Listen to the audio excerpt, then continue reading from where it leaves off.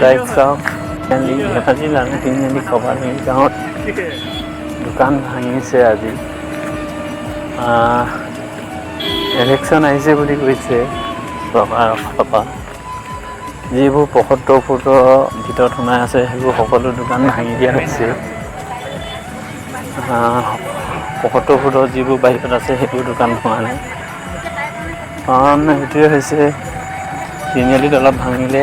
এতিয়া বৰ্তমান কপাতলি শংকৰ লালু আৰু অনিল লালু আৰু সন্তোষ লালুঙৰ দোকান বৰ্তমান ঢাকি থোৱা হৈছে। আপোনালোকে ভিডিঅ'টো চাই থাকক।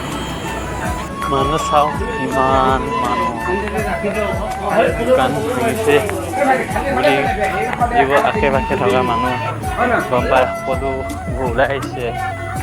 মাইকী মতা বুলি ক'বলৈ নাই।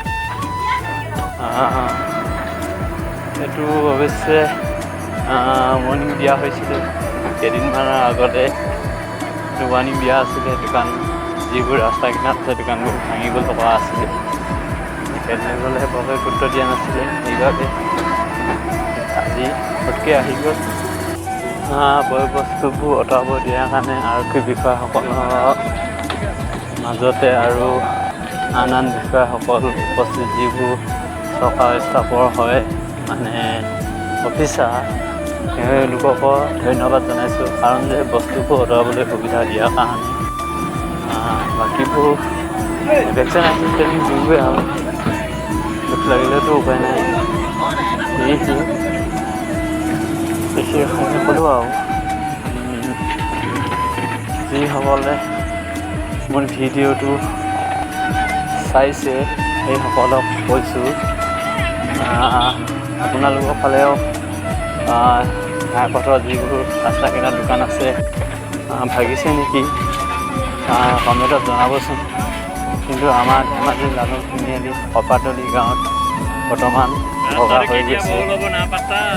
ইলেকশ্যন আহিছে বুলি ফ'ৰ লাইন হ'ব মানে এতিয়া সেই ডাঙৰ কাৰণে ভাঙিবলগীয়া হৈছে। শেষত এষাৰ কথা কওঁ, ভিডিঅ'টো যদি অকণমান হ'লেও চাই ভাল পাইছে আপোনালোকে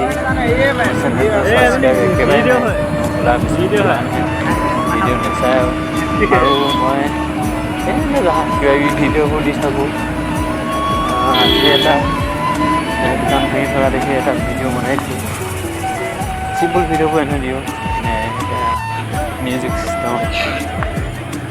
আপোনালোকে যদি প্লিজ মোৰ চেনেলটো ছাবস্ক্ৰাইব কৰি দিব না। 3টা ছাবস্ক্ৰাইব হৈ আছে, আপোনালোকে চাব। এটা ছাবস্ক্ৰাইব আছে, চেনেলটো ছাবস্ক্ৰাইব কৰি দিব।